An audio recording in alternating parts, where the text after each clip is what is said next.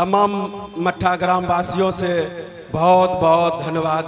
हम रहुआ मणि सेवा शिविर के व्यवस्थापक मुन्ना कुमार यादव जी, बहुत हम लोग को खुशी हुआ कि आप लोग इस सेवा शिविर में साथ दे रहे हैं।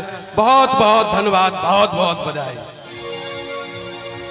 कि कट जाई रही यार कठिनवा, कट जाई रही यार कठिनवा, बोला कमरिया बोल बम बम बम बम। कट जाई रही यार कठिनवा, बोला कमरिया बोल बम बम बम। किनका किन किन का जोड़ा लग गया है, कौन कौन जो है कुमार है, तो आप सब हमारे साथ में गाइए, ताली बजाइए, आपका भी निक जोड़ा लगाएंगे महादेव, है कि नहीं? काहे कहता है खाली गोरखिए के मंदिर चल। हाँ, करियकी को कौन कहता है भैया? इतने हैंडसम हमारे भाई लोग हैं, वो कभी चाहेगा कि करिया हो है? एक बार ताली बजा के सभी आदमी हार हार। और ताली बजा कैसे? हे गे गोरकी हमरा संग मंदिर तू चल, चढ़िए भोला बाबा पजल गे, चढ़िए भोला बाबा पजल, चढ़िए भोला बाबा पजल गे, चढ़िए भोला बाबा पजल। हे गे सवर की हमरा संग देव घर चल, चढ़िए भोला बाबा पजल गे, चढ़िए भोला बाबा पजल, चढ़िए भोला बाबा पजल गे, चढ़िए भोला बाबा puzzle. Hello hello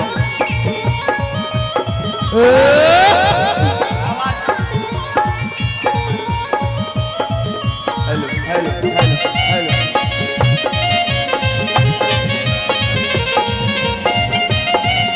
hello hello.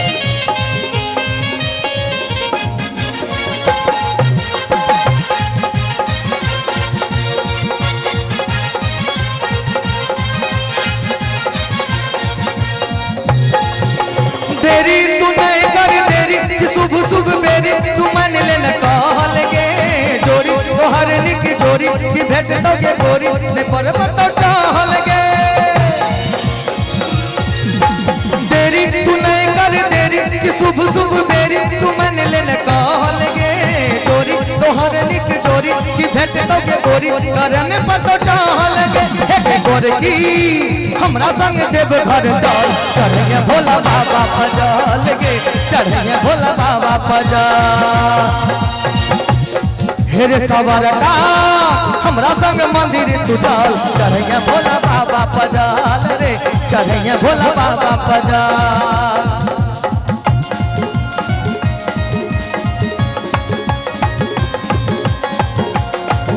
हर हर महादेव जय।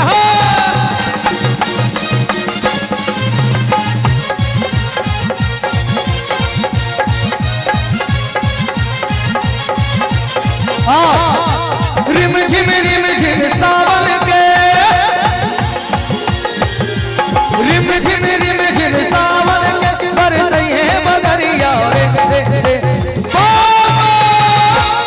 नाच कवरिया शिव के नगरिया, बन के पुजरिया रे, नाच कवरिया शिव के नगरिया, बन के पुजरिया रे। रिम झिम सावन के, बरसई है बदरिया रे, रे रे रे। और एक बार दिल से हर हर महादेव।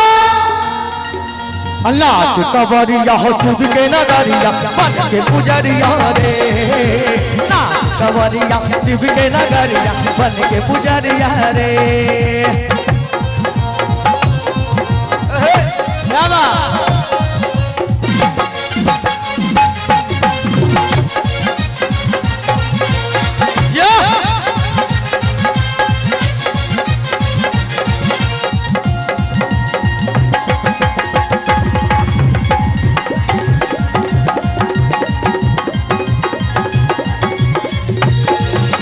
चलो चलो चलो भोला के धाम चलो, गंगा से जलवा भरला कांधे पे कांवर धलो।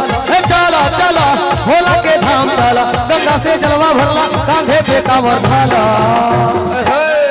कट जाई रही यार कठिनवा, और जब तक बातें में दम बोला कमरिया बोल बम।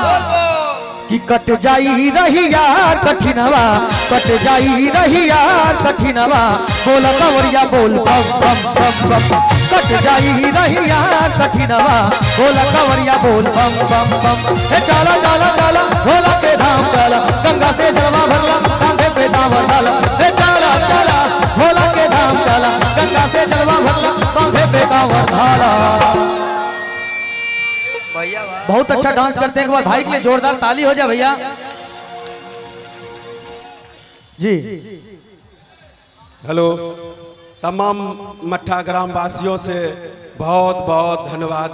हम रहुआ मनी सेवा शिविर के व्यवस्थापक मुन्ना कुमार यादव जी, बहुत हम लोग को खुशी हुआ कि आप लोग इस सेवा शिविर में साथ दे रहे हैं। बहुत बहुत धन्यवाद, बहुत बहुत बधाई। कि कट जाई रही यार कठिनवा, कट जाई रही यार कठिनवा बोला कंवरिया बोल बम बम बम बम। कट जाई रही यार कठिनवा बोला कंवरिया बोल बम बम बम।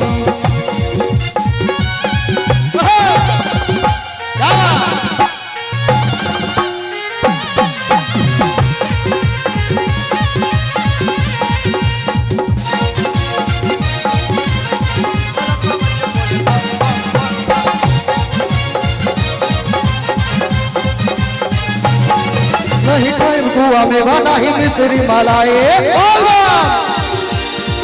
नहीं खाएब कुआ में नहीं मिश्री मलाई, नहीं खाएब कुआ में नहीं मिश्री मलाई। थैले भंगिया तो पीस के लिया दाना, गणेश के मम्मी लगा। अब ठीक है ना कि थैले भंगियों तो पीस के लिया दाना। ए गणेश के मम्मी, ए गणेश के मम्मी हो बस पाभर भांग किया दाना। ए गणेश के मम्मी हो बस पाभर भांग किया दाना। नहीं खाएब कुआ में नहीं मिश्री मलाई, नहीं खाएब कुआ में नहीं मिश्री मलाई, नहीं खाएब कुआ में नहीं मिश्री मलाई। पहले भागियो तपीस के लिया दाना। देखिएगा बच्चा पीछा नहीं जा, देख के लगता है गणेश के मम्मी यही है। हाँ ए गणेश के मम्मी मामी अब बस पाभर भांग खिला दना।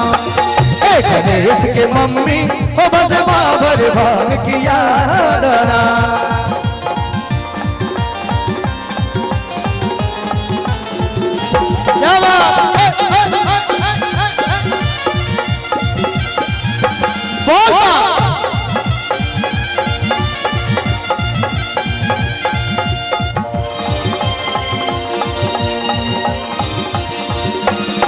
नहीं खाए में कुआ मलाई मिश्री, नहीं चितवा से भंगिया के साधु तरी।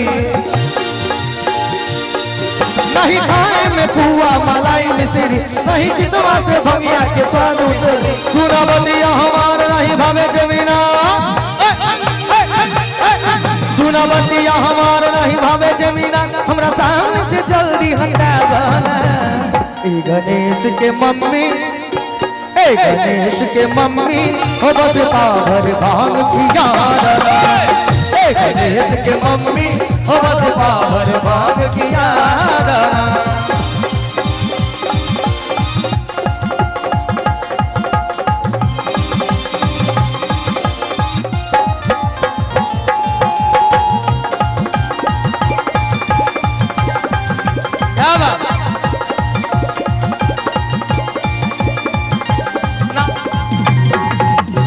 हेलो, और देखिए सहरसा से हमारे पुराने मित्र हमारे भाई कुंदन बम जी आ चुके हैं और पंकज बम, इनके तरफ से शानदार 251 रुपये का प्यार आशीर्वाद। एक बार जोरदार ताली हो जाए कुंदन बम के लिए, एक बार बोलिए। और रणबीर मुखिया जी के भाई साथ में झूमते हुए दिलीप यादव जी, उनके तरफ से भी शानदार 201 का इनाम। एक बार जोरदार ताली होनी चाहिए उनके लिए। और इनाम के दौर में आप हैं आनंद यादव, बनवा इटारी सांसद दिनेश चंद्र यादव के पोता जी, जिनके तरफ से शानदार 501 का इनाम आया है। उनके लिए भी एक बार जोरदार ताली होनी चाहिए। और ऐसे ही आप लोग देते रहिएगा। और थोड़ा सा स्टेज पे से सब नीचे होकर के झूमिए, थोड़ा सा हमारे इंस्ट्रूमेंट को थोड़ा सा तकलीफ हो रहा है बजाने में। और इसके बाद मैं अगली आवाज को मैं आमंत्रित करना चाहूंगा जो अपने आवाज के दम पर आप सभी कांवरिया के दिल में एक प्यारा सा घर बनाए हैं, अपने आवाज के दम पर एक पंचम लहराए हैं, अपने आवाज के दम पर आप सभी को एक पहचान दी है। मैं चाहूंगा उन आवाज को भी चंद मिनटों के बाद आप सभी के बीच लाऊंगा। आप हैं